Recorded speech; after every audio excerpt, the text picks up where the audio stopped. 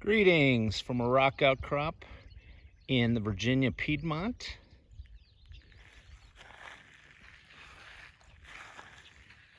Notice the rounded shape of the different parts of the rock exposure here.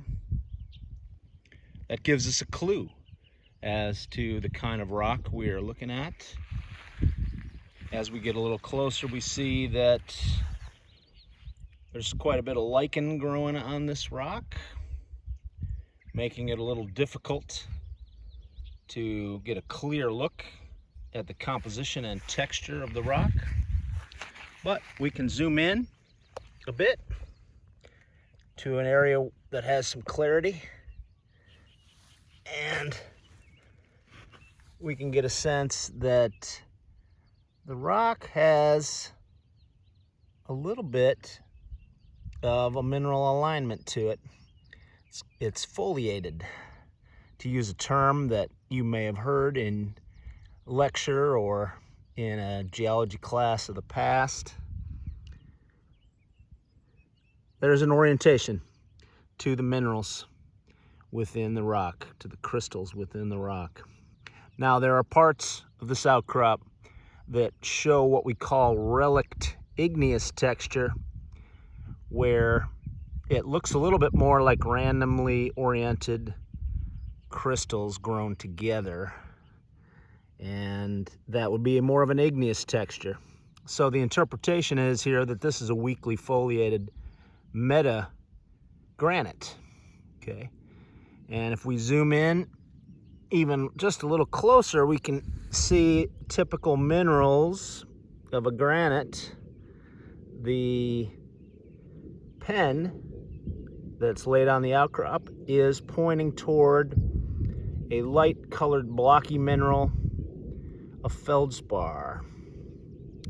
And there's both potassium feldspar and plagioclase in this rock, and the relative amounts of them indicate that granite is a good name or category for this rock.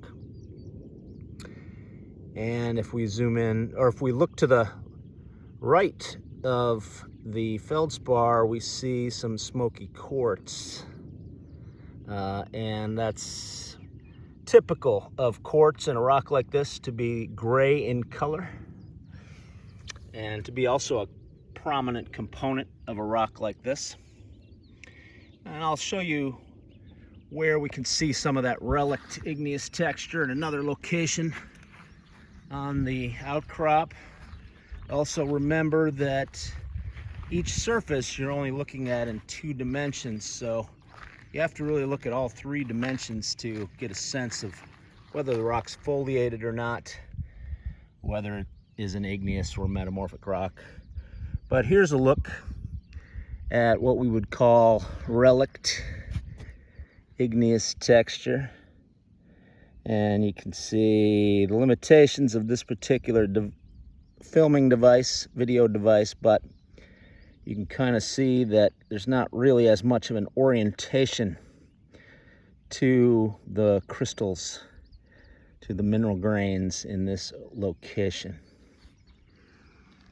So this rock has alternatively been mapped as a foliated granite, a metagranite, and a metamorphic rock, a gneiss. So it's been interpreted all those ways. But with our textural analysis, we would say that it is a metamorphic rock, but likely was an igneous rock before it was metamorphosed.